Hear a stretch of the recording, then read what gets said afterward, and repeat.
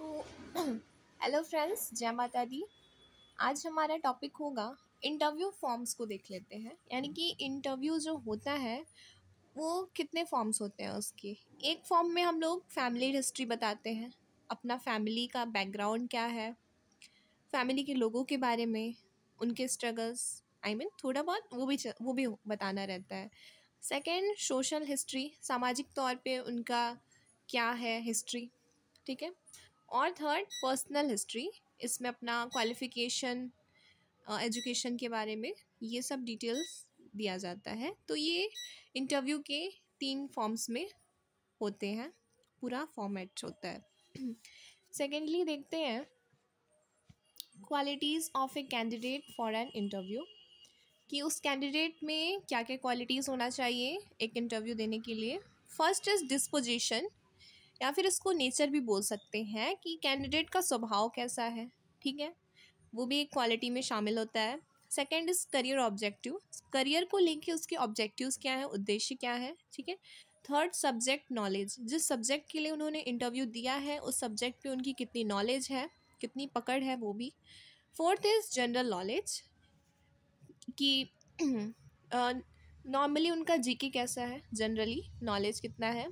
Fifth is mental alertness, mentally वो कितना alert है, कि अगर कोई कंडीशन आए तो वो किस तरह से उसे डील करेंगे, ये भी एक क्वालिटी होती है। सिक्स्थ इज़ सेल्फ कॉन्फिडेंस, कई बार ऐसा होता है कि लोग आपको डिमोटिवेटेड करेंगे, ठीक है, तो उस टाइम पे आप खुद को कैसे सेल्फ कॉन्फिडेंस के साथ मोटिवेशन देते हैं, ये भी एक क्वालिटी होती है एक कैंडिडेट में, ठीक।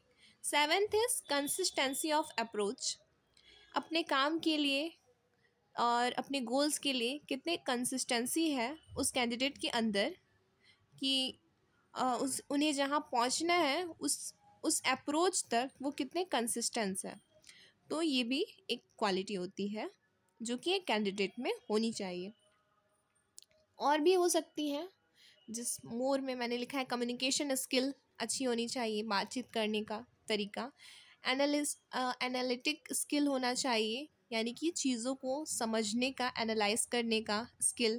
प्रॉब्लम सॉल्विंग स्किल्स भी होती हैं, कि प्रॉब्लम्स को कैसे सॉल्व करना है। पॉजिटिव एटीट्यूड होना चाहिए, हर चीज़ में पॉजिटिविटी देखेंगे तो वो चीज़ें जल्दी ही सॉल्व हो जाती हैं।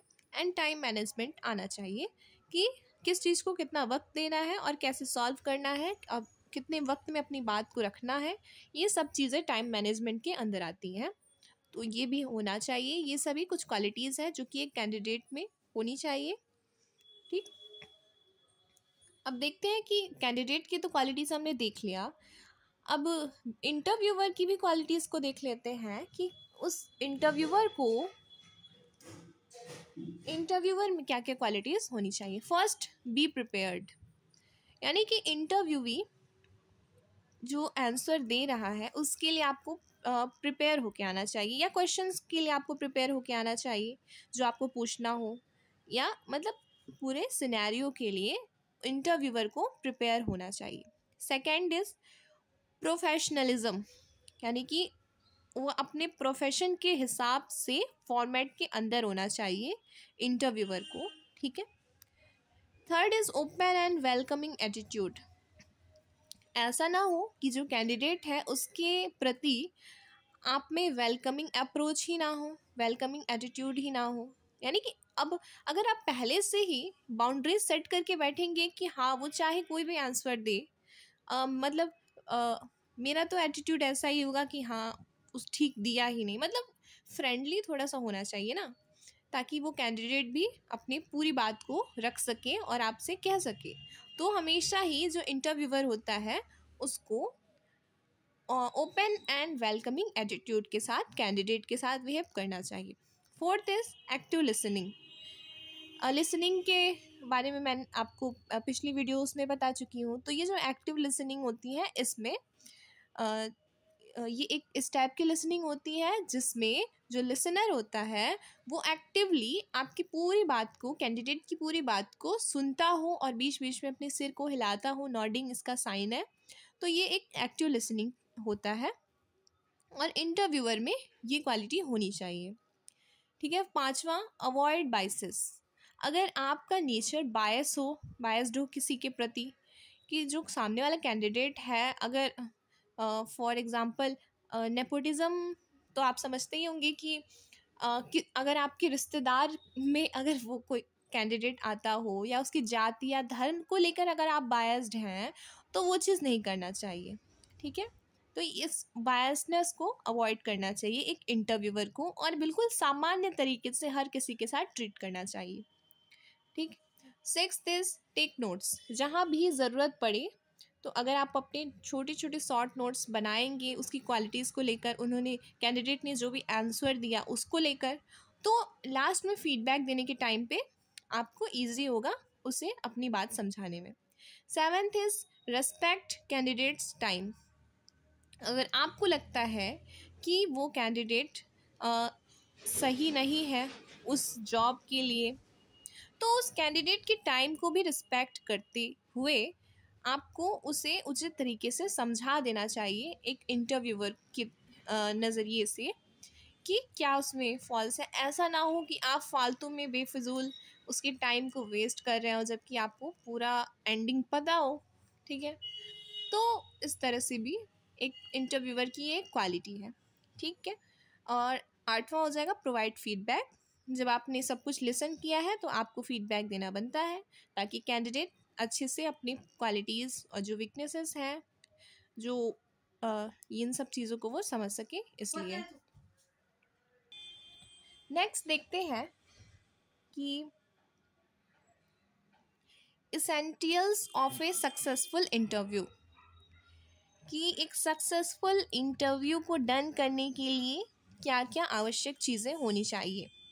First is to avoid opinion formation. आपको पहले से ही कोई ओपिनियन बना के नहीं रख लेना है किसी कैंडिडेट के प्रति, कि आप उनकी बात को सुने बिना ही अपना ओपिनियन बना लें।